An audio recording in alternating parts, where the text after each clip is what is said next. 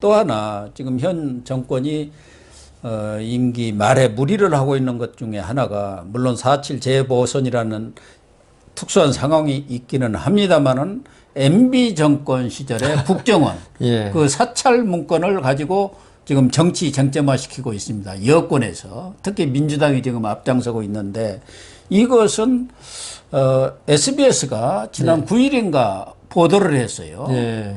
MB 국정원이 이 국회의원 당시 국회의원이 299명에 대해서 사찰을 한 문건을 갖고 있다. 근데 그 소스가 국가정보원의 고위 인사다. 그러니까 국가정보원에서 소스가 나온 걸로 해서 보도가 됐고, 그게 보도가 나오자마자 이제 민주당에서 북장구를 치기 시작하고 또 정보위를 소집하고 거기에 또 박지원 국정원장이 나와서 또 답변을 하면서 또 맞장구를 치고 이런 상황이 되고 있거든요. 박지원이는 뭐 잘 아시다시피 정치가 뼛속까지 박혀 있는 분 아닙니까? 이게 왜 이런 일이 벌어진다고 보세요? 그거야 뭐 고 교수님 말씀대로 4.7 재보선 때문에 그러지. 그게 지금 MB 국정원에서 그 했다는 거 열어보려면 박지원 원장이 됐을 때 벌써 다 아는 거죠. 아니 그 전에도 다 할 수 있고 대통령 취임하자마자 서훈 국정원장 자기들 그리고 자기들 편 아닙니까? 아니 그때 또 성공회대 교수 정혜구라고 그 사람이 국정원개혁위원회 꾸려가지고 그 메인 서버까지 다 들여다봤다는 거 아닙니까? 그 진보 인사들이. 그러니까 집권하자마자 제가 볼 때 제일 먼저 들여다보는 게 그런 것 같아요. 전 정권이 가지고 있는 그 뭐 판도라의 상자 이런 거 얼마나 보고 싶겠어요. 옛날에 그 어떤 법관 한 사람이 행정처로 발령받으니까 제일 먼저 본 게 그 이렇게 인터넷 이렇게 해킹해가지고 자기 인사 자료를 본 거예요. 원래 못 보게 돼 있거든요. 그런데 이 정권이 바뀌잖아요. 다음 정권이 제일 보고 싶은 게 그걸 거예요. 자기에 대해서 그동안 국정원에서 어떤 자료를 쌓아놨는지.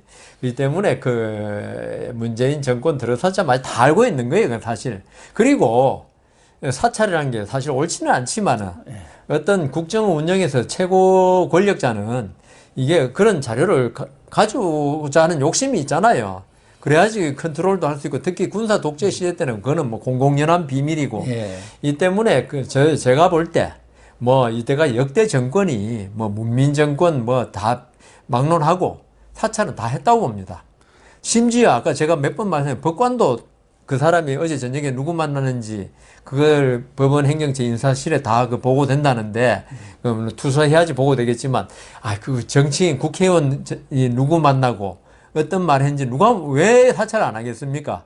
그걸 갖다가 다만 이제 그 나쁜 목적으로 사용해가지고 그 사람을 그 어떤 정적을 제거하는 목적으로 사용하는 게 그것도 사찰도 나쁘지만 그거는 진짜 있어서는 안 되는데 그래서 이 정권이 그런 국정원 사찰 자료를 다 가지고 있었을 거 아닙니까? 그동안도. 근데 왜 해필이면 4월 7일 한 달도 안 남은 2달 정도 남은 이때 그걸 떠들이느냐. 그게 뭐 다 알고 있지만 너무 좀 야비하다. 그런 생각 들고 지금 오히려 이제 국민의힘에서는 그 DJ 정권, 이때도 했는 거 까보자. 그러니까 그 물타기 한다고 그러더라고요. 지금 민주당 사람들이 그것도 물타기 한다는 게 그런 게 있는데 그런 말 하지 말라는 건지 아니면 DJ 때는 안 했다는 건지 그걸 모르겠어요. 아니 DJ 때는 이동식 도청기 해갖고 도청해서 국정원장이 두 사람이 사퇴했죠. 사퇴가 아니라 구속돼가지고 구속됐습니까? 몇 년 형을 선고받았는데 항소심까지도 유죄 판결이 나왔는데 사면해버렸죠. 그래갖고 끝난 거죠. 그러니까 그 정도로 우리 정치 전문가가 아닌 일반인들도 국정원이 하는 일, 국정원뿐만 아니죠. 뭐 경찰 정보과, 검찰, 뭐 이렇게 보안사까지 그 문제 삼았지 않습니까? 아니 과거에는 국가기관에서 IO라고 그 인텔리전스 오피스입니다. 그렇죠. 그 사람들이 공식적으로 무슨 국가기관이라든가 또 언론사라든가 기업이라든가 이렇게 출입을 했어요. 출입처로. 네, 그렇죠. 그러니까 그것이 사찰이라는 것은 몰래 도청을 한다든가 미행을 할 때의 사찰인 거고 정상적인 그런 법적인 제도 틀 안에서 정보를 수집해 가지고 모아둔 거죠. 그렇죠. 그거하고는 좀 다른데 문제는 지금 논란이 되고 있는 것은 국정원이 그러한 흑역사를 갖고 있기 때문에 예. 정치 개입을 안 하겠다. 이 문재인 정권에 들어와서 지금 그 얘기를 계속 해온 거 아닙니까? 박지원이는 국정원장 되면서 정치에 지읒자도 이제 안 하겠다. 절연을 선언했는데 또 이 정치 개입의 흑역사를 되풀이하려는 그 행태가 지금 문제가 되는 거죠. 뭐 이 정부는 항상 그래왔으니까요. 자기들 말하고 옛날에 했던 행태하고 지금 행태하고 완전히 다르니까. 근데 그 고 교수님 박지원 원장 잘 아시잖아요. 뭐 정치 10단이라고 그러셨나요? 그런데 뭐 거의 정치계 저도 뭐 패널도 한 몇 번 같이 나냐 듣긴 들었구나. 그랬는데 박지원 원장이 국정 개입 정치에 개입 안 하겠다. 이걸 그대로 믿었다면 그건 정말 그 기자를 수십 년 한 고 교수님으로서는 저는 좀 그걸 진짜 믿기 어렵고요. 근데 저는 뭐 당연히 하는 거는 당연한데 그걸 대놓고 하느냐 아니면 그 청와대하고 암묵적으로 하느냐 그 정도지. 그 국정원이 사실 국내 파트는 지금 없다고 그런 것 같죠?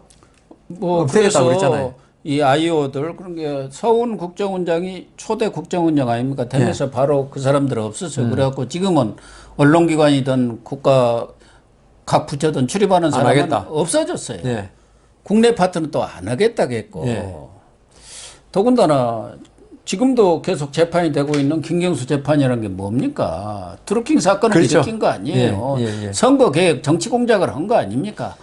그 부분이 지금까지도 문제가 되고 있는 이 정권에서 또다시 이런 의혹을 받을 만한 맞습니다. 일을 벌이는 거 이게 말이 되느냐? 저는 지금 그러면 촛불적고지라고 말을 말아야 한다. 박지원 원장이 지금은 뭐 고인사라 그러고 한테 들었다 그러고 다 좋은데 이게 나중에 정권 바뀌어서 이번 일이 박지원 원장의 허락이 없었으면 이게 있을 수가 없는 일이죠. 어떻게 보면. 그래서 이게 드러난다. 그러면 우리 지금 울산 선거 개입 사건 가지고 지금 그러잖아요. 똑같아지는 거예요. 그러니까. 이것도 선거 개입이에요. 예. 아니, 의도가 왜냐하면은 본인들은 선거 개입이 아니라고 주장할지 몰라도 아까 제가 말씀드렸잖아요. 정권 바뀌자마자 들여다보는 것이 이건데 그러면 이때까지 몇 년 동안 묵혔다가 그러면 그 당시에 정권 바뀌자마자 이런 사찰이 있어서는 안 되겠고 이거는 진짜 우리 정권에서는 촛불 정권에서는 절대적으로 철폐하겠다. 그렇게 나오면서 그러니까 말로 철폐하겠다 아무 소용이 없다니까요. 어떤 행동으로 보여줬어야죠. 그리고 그 결과가 나와야 되는데 이걸 갖다가 그 MB 정권 때라고 그러면서 예? 이때까지 진짜 무슨 무슨 꼴이 3년 묻어놓으면 10년 묻어놓으면 뭐 된다는 식으로 그때는 아무것도 아니었는데 한 3년 묵혀놓으니까 보물단지가 됐는지 지금 꺼내가지고 선거를 지금 그러잖아요. 서울시장, 부산시장 선거 뭐 국민의 반이 참석한 관계된다든가 그 정도로 내년 대선까지 지금 전초전으로 보고 지금 근곤일척의 싸움을 벌이고 있는 이때 바로 이때 국정원에서 그걸 갖다가 전 정권 MB 거라고 해서 보여준다는 거. 이게 정치 개입이 아니면은 우리가 뭘 정치 개입이라고 이야기해야 될지. 아니, 이번에 김은경. 네. 우리 블랙리스트 없다고 그랬다고 해가지고 제가 지난 시간에 이야기했잖아요. 체크리스트. 그거 뭐 제목에 블랙리스트 써놔야지 블랙리스트냐고요. 네, 그러니까. 이번에 국정원에서 MB 정권 때 했던 걸 갖다가 이거는 우리가 사찰 자료입니다. 한다고 해서 그게 이건 정치 개입이 아닙니다. 한다고 해가지고 정치 개입 아닌 걸로 봐야 되냐고요. 이거는 아까 말씀드린 대로 손바닥으로 하늘을 가르는 일이고 그거 해서는 안 되는 일이죠, 사실. 예. 그 박지원 원장도 밑에서 그렇게 했다 하더라도 자기가 취임할 때 말한 게 있잖아요. 정치에 지어짜도 개입 안 한다고 그랬다면서요. 그러면요, 이번에 했다는 사람을 밝혀가지고 처벌해야죠. 처벌하면은, 이게 박지원 장관의 의지와 관계없이, 원장의 의지와 관계없이 어떤 충성하는 사람이 개인적인 일탈로 봐줄게요. 그런데. 그럴 수가 있죠. 예. SBS에 누가 정보를 그러니까요. 제공했느냐. 근데 그런 거 없이 만일에 했다면 박지원 원장이 안 하고는 이거는 고위인사라 그랬으니까 고위인사라는 게 차장, 그 다음 기조실장, 몇 사람 아닙니까? 원정 그 이상 그런 정도죠. 그러니까 고위인 사람 그럼 박지원 장관 아니면 그 둘인데 그 두 사람이 뭐 국정원에 어제 그제 그 입사한 사람도 아니고 어떻게 정치권에 그 눈치를 몰라가지고 자기들이 SBS에 그걸 줍니까? 그러니까 이거 보면은 MBC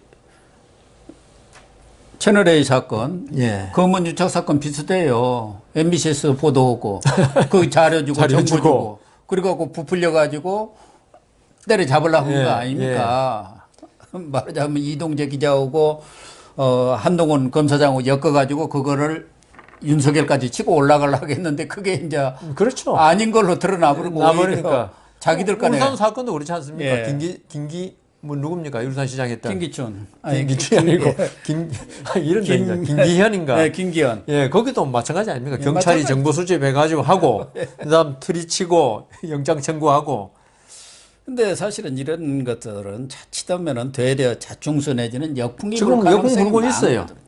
그래서 이런 사안이 벌어졌을 때는 사실은 국민의힘 야당 같은 데서 제대로 반격을 하고 아주 싸워야 하는데 있는지 없는지 몰라가지고 문제예요. 이 재보선이 지금 치러지고 있는데 4월 7일 뭐 네. 얼마 남지도 않았는데 사실은 이 여권은 돈 있고 조직 있고 정보 있고. 정보 있기 때문에 예. 이 가장 유리한 위치를 점하고 있는 거 그렇죠. 야당은 바람이거든요. 예. 어쩔 수가 없어요. 예. 그러면 그런 이슈를 만들어내고 이슈를 주도함으로써 이슈 파이팅을 통해서 국민 여론을 몰고 가야 하는데 오히려 여권이 이슈를 만들어가지고 야당을 압박을 하는 이런 상황이 벌어지고 있어요. 그게 제가 볼 때는 원초적인 것 같아요. 이 이슈를 만들고 바람을 불러일으키는 거나 지금 여당의 전매 특허예요, 거의. 운동권 시대를 그렇게 계속 했죠. 정치를 해왔기 때문에 예. 왜냐하면 야당을 워낙 오래 했잖아요. 예. 하면서 자기들이 이 정치를 선거를 보니까 예. 이건 바람이다. 이슈 선점하고 이거 뒤집지 않으면 지금 이기기 어렵다. 그렇게 지금 본 고 거 교수님 아닙니까? 말씀한 꼭 반대로 생각하면 그때 여당이 정보 있고 돈 있고 힘도 있고 다 있는데 너무 오랫동안 그런 걸 이제 집권을 했어요. 전 자기들은 정권들이. 그냥 이 집권 선거하는데 별 힘 안 들어도 됐어요. 예. 그 야당은 그때 건곤 죽기 살기로 싸웠고 이런 체질이 한 수십 년 흘러가면서 체질화돼 가지고 그런 것 같아요. 이 사람들 아직도 그 꽃가마 타고 하는 정치 있잖아요. 예. 그것만 익숙해져 놓으니까 지금 고 교수님 같은 분이 빨리 그 야당으로 들어가셔야겠는데 보니까 네? 참 이슈 내가 지금 만들고 지금 바람불을 일으켜야 되는 그걸 못하고 오히려 끌려다니고 있으니까 예, 참 안타깝기는 해요. 지금 우리 그 야당이 그러니까 그 너무 귀족적인 정치만 한 사람들 그리고 고위 관료 출신들 이 사람들이 뭐 길에서 으쌰으쌰 하면 해봤겠습니까? 그게 뭐 안 되는 거예요, 이거는.